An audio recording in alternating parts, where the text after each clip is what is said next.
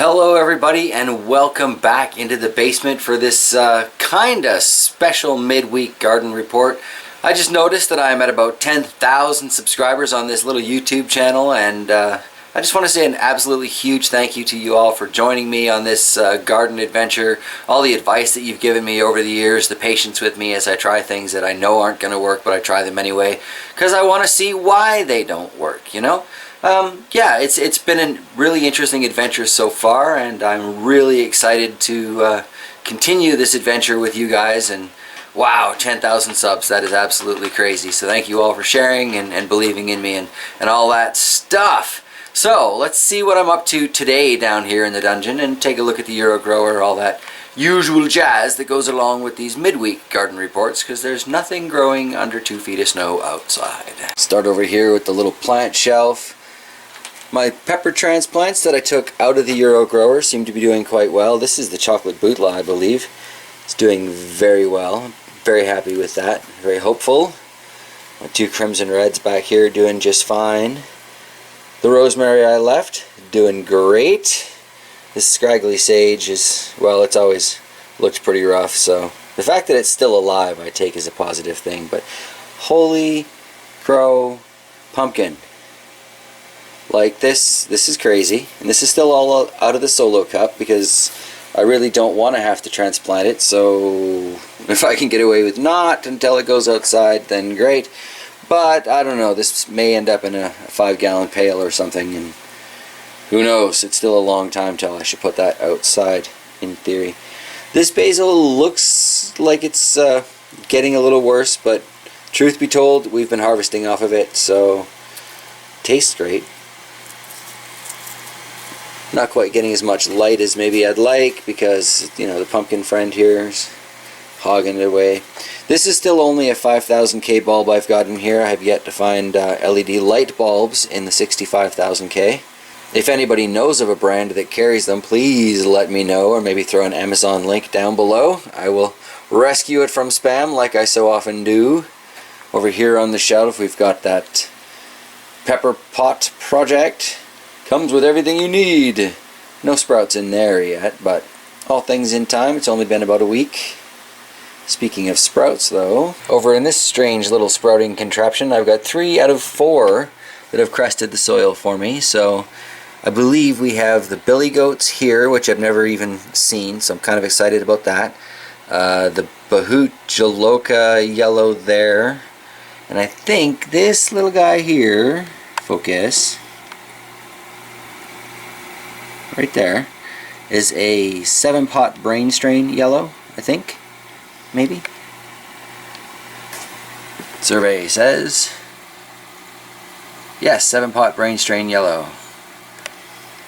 Hand's really shaking when I get on that zoomed up focus here, but in the cups we've got the oregano looking quite grand, with the sage in the back doing just great. The Carolina Reaper that I transplanted has completely died, but luckily for me I did leave one down there in the clay, so hopefully I will get something going out of that. Not had a lot of luck with the Carolina Reapers that I have tried planting so far.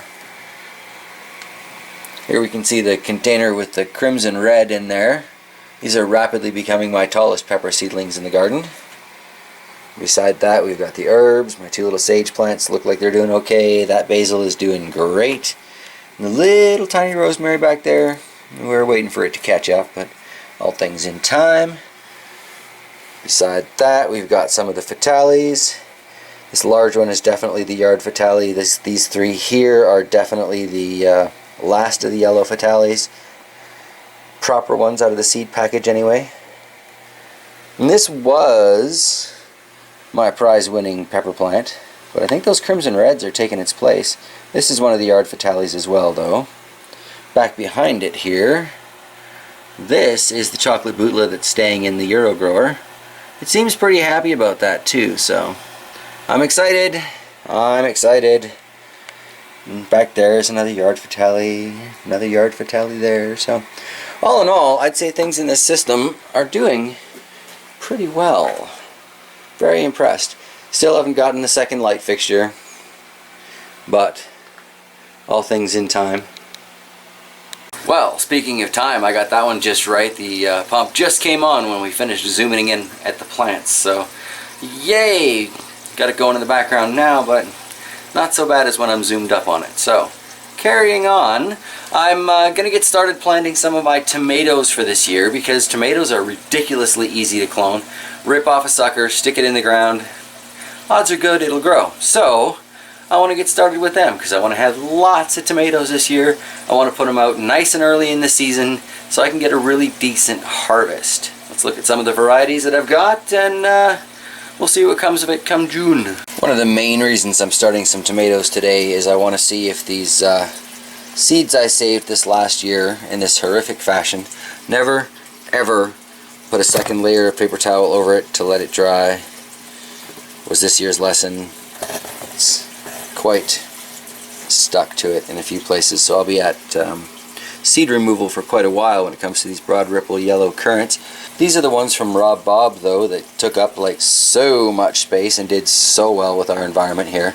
Really looking forward to seeing how they do. Then the summertime dwarf gold, these were also from Rob Bob. It's the most interesting leaf in the tomato collection last year, and they did have quite a nice tomato when I finally got one off of it. And then we've got the Cherokee purple seeds. We'll see how they did. They all look kind of green to me, so curious. But these were a nice interesting tomato as well. Really hoping that these 3 varieties I saved my own seeds for will sprout, but failing that, I've got this stack of tomato seeds here in an empty reaper bag.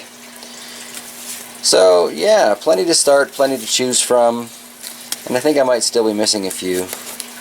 Seems to me I had yellow pear tomatoes here somewhere too. So alright, gonna get these started. Gonna try and get those started in this. These used to be, oh, furnace kicks in, bear with me. These used to be paper towel tubes, but I cut them up, and not very evenly at that. Plan is to fill them up with some soil and start my seeds in there, so it's a semi-contained thing. I probably should have done something on the bottom, so I think I might go around and grab a roll of paper towels or toilet paper or something to contain the soil in the bottom, and then we'll get started. Single piece, folded in half, shoved in the middle. Should work well enough for what I have in mind. I need to repeat that a few times. So since I'm only doing 6 today, I'm just using a little donut container from the grocery store. It makes a perfect little greenhouse. And since I forgot to pre-label these little tubes, I'm just going to have to try and remember Cherokee purple, summertime dwarf gold, and broad ripple yellow. So, yeah. Here's to hoping I actually remember that. Well, here's to hope. So, Cherokee purple, summertime dwarf gold, broad ripple yellow currant. Grow! Just need to give these guys some moisture. Drop them on the heat mat, and that is that. There they are, and here's to hope. Alright. Alright everybody, I think that's where I'm going to wrap it up this week. Thank you so much for joining me, sticking around, hitting that like, hitting that sub button, doing all of those things that make YouTube the wonderful edutainment platform we all enjoy. Alright, I will see you guys next week. Take care everybody.